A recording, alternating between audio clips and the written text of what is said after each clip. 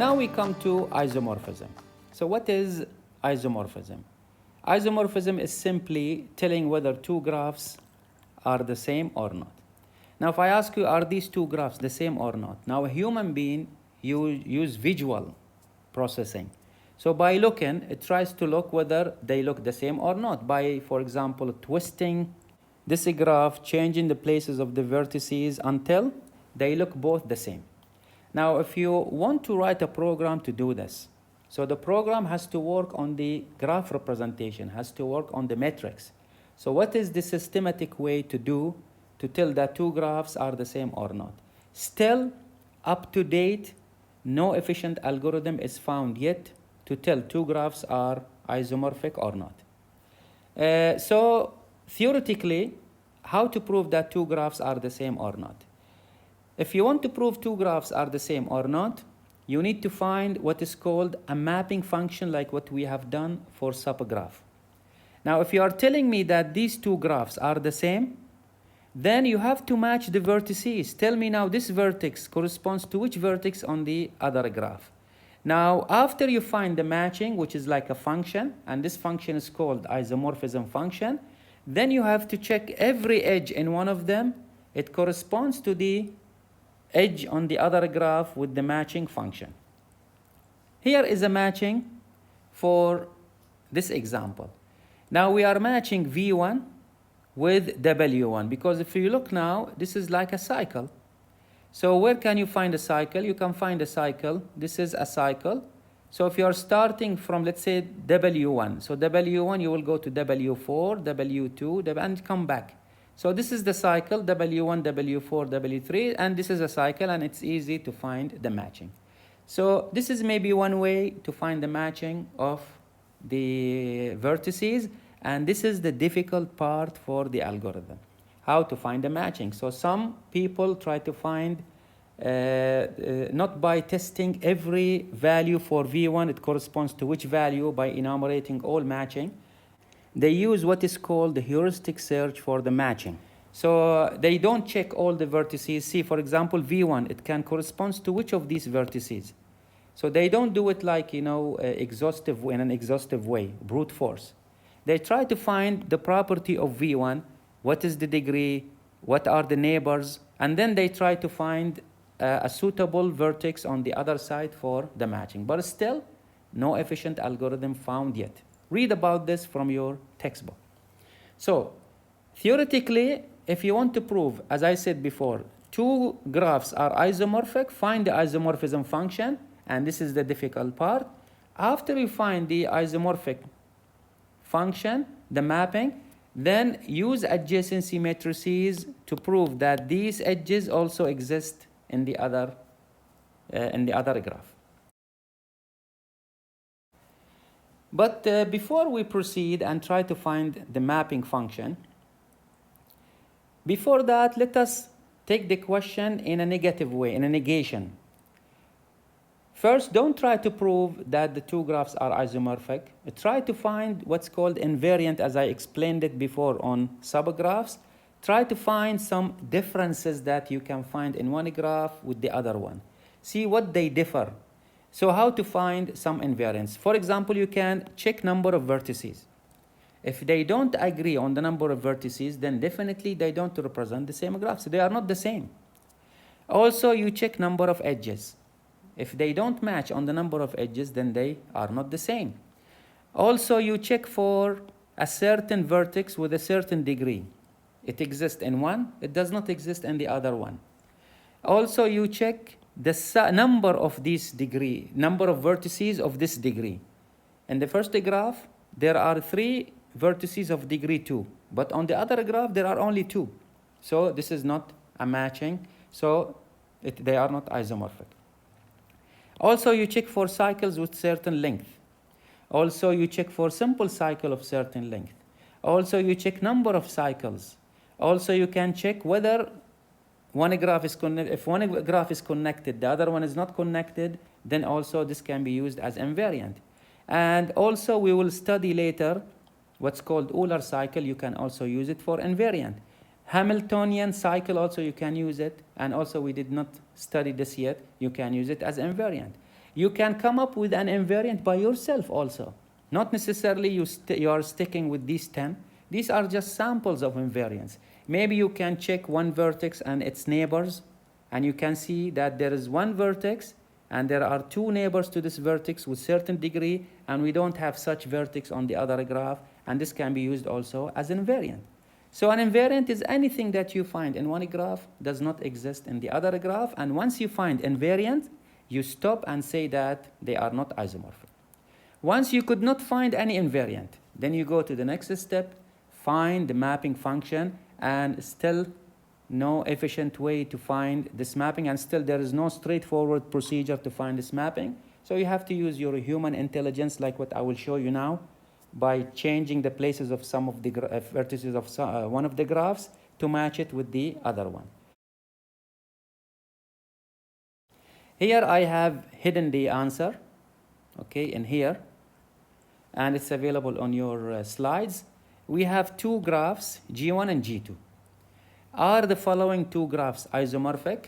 So again, let us try to find the invariance. Let us find an invariant in here that do not match on both of them. First, you check number of vertices, 1, 2, 3, 4, 5, 6. Here we have 6. Number of edges, 1, 2, 3, 4, 5, 6, 7, 8, 9, 10. And here 1, 2, 3, 4, 5, 6, 7, 8, 9 also, and 10. And now let us check for a certain vertex with certain degree does not exist there. Here we have a 3. Can we find one with a 3? So we stop here and say, see, this is a vertex of degree 3. Do we have any vertex here of degree 3? This is degree 2, this is degree 4, so this is an invariant. So we have found one, and now we will remove to see the answer. And here is the answer. It says these are non-isomorphic. Why? Because G1 has vertices of degree 3, and this is 1, and this is 2.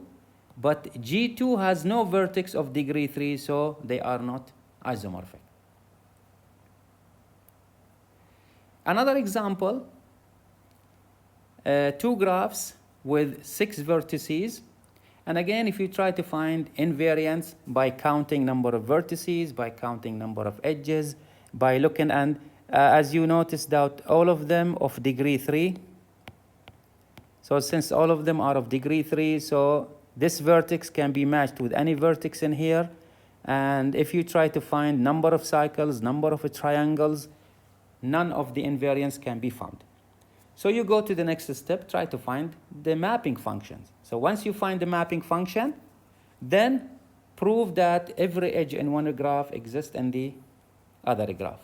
So let us do it. Here are the two graphs. To find the matching, we need to redraw one of the graphs, make it look like the other graph. So this can be done by human thinking. There is no procedural steps that we can do this. So we will try to change places of the vertices of one graph and make it look like the other graph. I will start with G1. I'll try to make changes of the places of some of the vertices, and we try to redraw it and make look like the other graphs. And after that, the matching will be easy. So what I will do first, look now here. Imagine now this is like an object in your hand, and you're holding this object using your both hands. And your right hand here, you twisted up so that D will go up and B will come down. So this edge will go straight, and this edge will go straight after you replace B and D.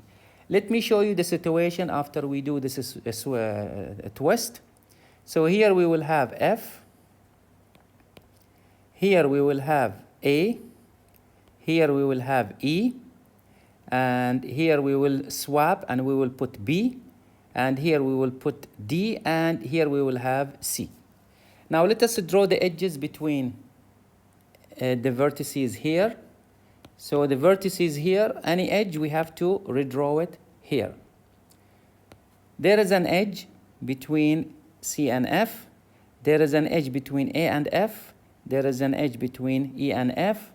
There is an edge between C and D. And there is an edge between C and B. These are the edges. Now for these edges, they will go up. So AD will come here, and EB will come here, and don't forget there is an edge between A and E, and there is an edge between D and B. So this is a step number 1. Step number 2, what we will do, for these vertices C and F, we will push C inside, and we will push F also inside. So it looks like you push the object from both sides inside. The new situation will look like the following. When you push them, A will stay in its place, and E will stay in its place, and B will stay in its place, and D also will stay in its place. When you push F inside, it will come here. And when you push C inside, it will come here. So the distance here between these two, it will be shortened. Let us draw this edge. Now, between C and D, there is an edge. Between B and C, there is an edge. And between B and D, there is an edge. Now, let's go to the other side. Between A and F, there is an edge. E and F, there is an edge. A and E, there is an edge. And also, we have edges between these vertices. So this is now our new graph. Again, if you want to do a change, but it is now easy to find the mapping function. If you want to make the change, for example, you can rotate it so that it will look like the other graph. So I'll put A here after rotating, and E will come here, and D will come here, and E will come here. And F will be inside, and C will be also inside.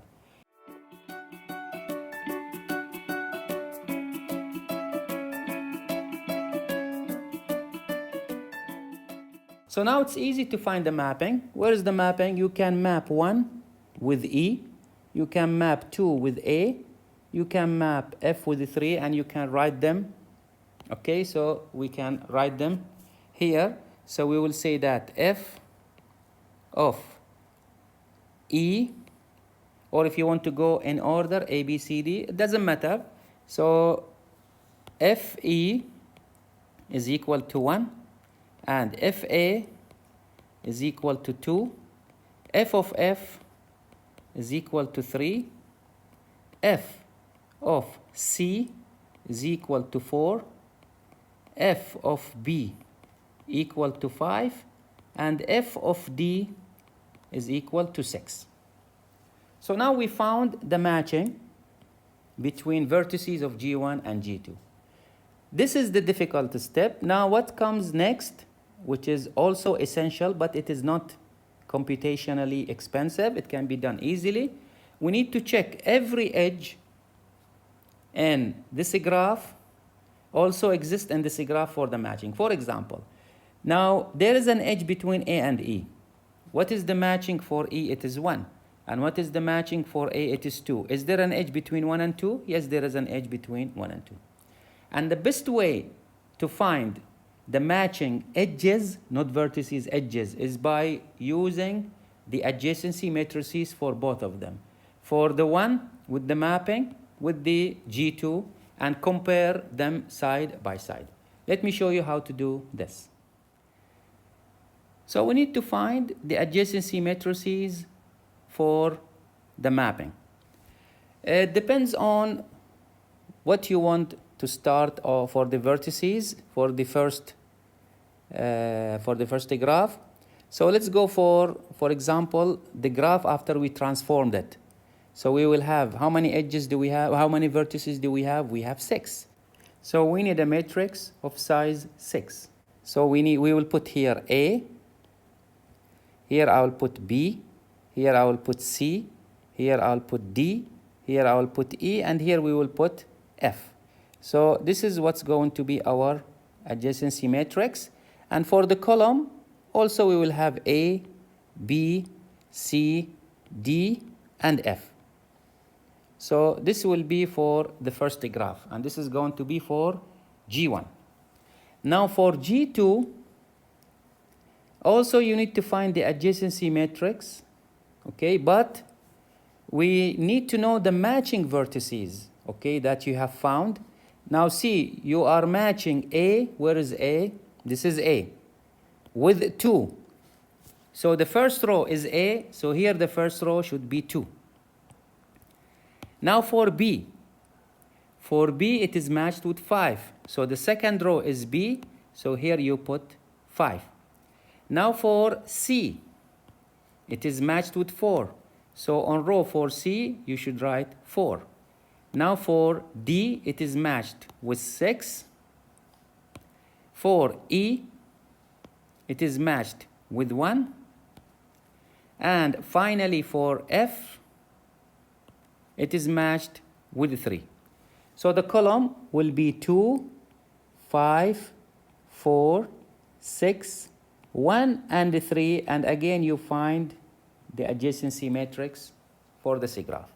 So you just go to the graph. For example, here this is the graph we have after we transform it. Now between A and A, there is no edge. Between A and B, there is an edge. Where is A? There is A and B, there is no edge. B, A and C. So let us see. Between A, we have D, F, and E.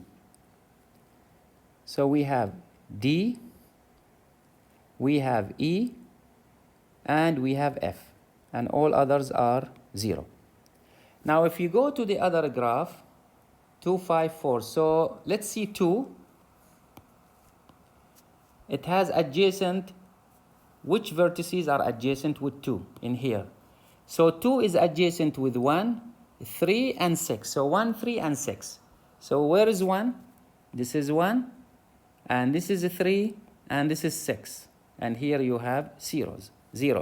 And see, we have found the same entries in the matrix. You do the same for the second row. You do the same for the third row. And then, if the mapping is correct, then you will find identical matrices for G1 and G2. Let us reveal the solution for the hidden area. So we have a mapping between G1 and G2, and the mapping is not unique, by the way. It depends on how you change the places of the vertices to make the matching. So for the matching here, what do we have? We have A is matched with 4. B is matched with 2. C is matched with 1. And after we found the adjacent matrices between the two graphs after the mapping, we found that the two matrices are identical. One way to find the mapping, which is presented in the textbook by Rosing, the required textbook for the course, is to find a path that covers all vertices and find the corresponding path in the other graph. So this is how it works. Find a path that goes through all vertices so that the corresponding vertices in the two graphs have the same degree. So find a path in one graph that goes over all the vertices and record their degrees. Find similar path on the other graph with the same set of degrees. Let me show you how we can do this. So here is our example. So what will be our path that we are going to find? So I need to find a path that covers all vertices. So I will go from U1, U5, U2, U3, and come back to U4. Let me write this path. So here we have U1, here we have U5, here we have U2, we have U3, and we have U4. Write down the corresponding degrees. So U1 is 3, U5 is 2, U2 is 2, U3 is 3, and U4 is 2. Now try to find a similar path on the other graph. It covers all vertices and have the same corresponding set of degree. So I need to start with a vertex of degree 3. So either I start from W1 or I start with W3. And then I need to go to the next adjacent vertex of degree 2. And the next one is degree 2. And the next one is degree 3. And remember that this path should cover all vertices. So from where can I start? See, I can start from W1 or I can start from W3. Let us start from W1. So either see adjacent vertices of degree 2. So either I go to W2 or I go to W5. But if I try to find a path that covers all vertices using this path, then what will be the corresponding set of degrees? It will be 3, 2, and 3. But here we have a 3, 2, and 2. So we cannot go this way. So let us try the other way. So 3, 2, 2, and 3. So here we have a 3, 2, 2, and 3. So this is a path W1, W5, W4, W3, and W2, which covers all vertices. And let us write the corresponding vertices. So we start with W1 of degree 3, and then we will go to W2, 5, W5, and for U2 will be W4, and for U3 is W3, and for U2 will be W2. So after you find the mapping, and remember that this W1 is of degree 3, W5 degree 2, W4 degree 2, W3 degree 3, and W2 degree 2, so the degree set is matching. So we will write the mapping. So we have F U1 is mapped with W1. We have F U2 mapped with W4, which is here. And we have F U3 is matched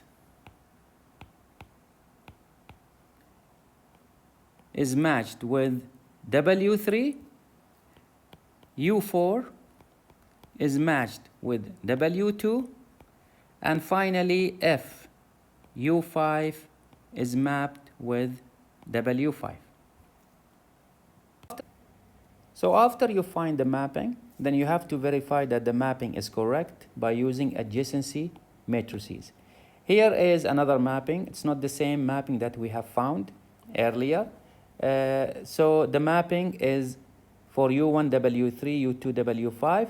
To verify that the mapping is correct, first we need to find the adjacency matrix for the first graph using U1 up to U5 in order. And then we need to find the adjacency matrix for the second graph using the corresponding mapping.